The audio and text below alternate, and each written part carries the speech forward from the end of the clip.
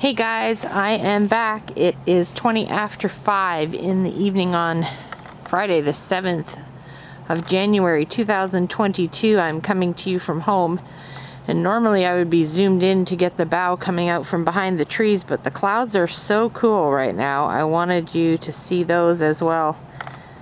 We've got very calm waters, no wind. You can see the ice is starting to accumulate on the river. This is the bow of the Indiana Harbor from the American Steamship Company.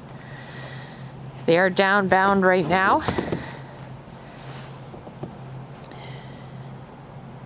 They're on their way to St. Clair, Michigan with a load of coal. Their lights are on. We're going to start to get dark. I have to admit, it's really nice because it is 20 after 5 and we're still getting some daylight. That's a really good thing. But the sun is low, so we are starting to see some color. You can see it at the top of the trees there, a little bit of orange. Got a lot of ice accumulation at that bow. I'm sure they all will at this point. It's so cold, it's almost impossible not to. We still have a few footers, or I shouldn't say footers, ships in general coming down. I think we're done with the footers for the day. The Indiana Harbor is one of 6,000-foot vessels in the American Steamship Company fleet.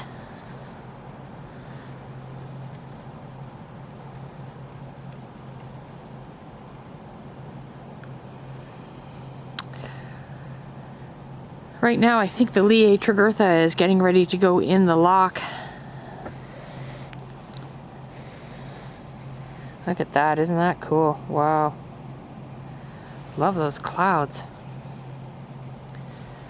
So the Lee A. Tregurtha, I believe, is going in the lock now. Let's check. Yes, the Lee A. Tregurtha is going in the lock currently. On the wall behind them is the Mission Pt.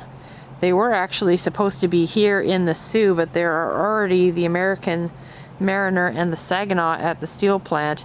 So the Mission Pt. went out to Point Louise to wait for a little bit, and now all of a sudden their destination has changed. So they must have had a change in orders. They're on their way down to Burns Harbor. So they will lock through in behind the Lee A. Tregurtha, and then following that up will be the Great Republic from Great Lakes Fleet. So they will definitely go through in the dark, and in fact, by the time the Lee A comes past my house, it'll be dark too. So this will be my last daylight vessel. I'll be going into work for a while later, so I'll get one or more of the other ones after they lock through at my spot by the bush plane there that I shot from the other day. See if we can get some interesting shots of them a little later. I'm so glad it's not windy, because that would make this completely unbearable and you wouldn't be able to even listen to me. It would be awful. You can see they're having no problem with the river because the ice booms are in place, so they are keeping the ice at bay, so to speak. However, they probably will have problems as they head southbound, downbound on the river. I received a bunch of photos from John Rice on the Edwin H. Gott. They went through early this morning in the dark, and he got a lot of photos for me of their transit downriver. Very cool ones, so I'm very excited to share those. There is a ton of ice down there, especially the more southerly area as you get down to the bottom of the river. So they had to call in the Coast Guard, and the Coast Guard came to try and break them out, and he did send me some photos of that as well. I've got a terrific video to share as well from a Canadian mariner who sails right now on the Algoma Innovator, but the video he sent me was from earlier this season from the CSL Saint Laurent, or no, CSL Laurentian actually.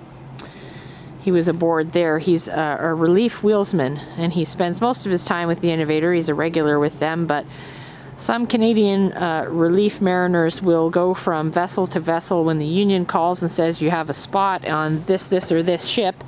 You make up your mind and decide where you want to go. So that's the way it is with Catherine Schmuck. She is the chief cook when she goes on 2 vessels in relief. So she bounces around from CSL to Algoma, and that's what this gentleman does as well. His name is Devin, so I can't wait to show that video to you. It's unbelievable. Some other great photos. I just got some from our friend Nick McCall on the Wilfred Sykes of the, of them, and then also of the Stuart J. Court leaving Burns Harbor to go and lay up in Milwaukee. Just tremendous, tremendous photos. Excited to put those up tonight. I'm going to be busy sharing a bunch of stuff with you. So there goes the Indiana Harbor downbound. Too bad I didn't know anybody there. We could get some more photos from them. They'll make their way to St. Clair. They're going to have to wait though, because the James R. Barker's ahead of them and they've got to offload, so they'll probably go to anchor somewhere else. I'm thinking they may sit just above the bridge out on Lake Huron, at the bottom of Lake Huron, and just sit at anchor and wait until it looks like the Barker will be done, and then they'll go in after that. Safe sailing to everybody on the Indy.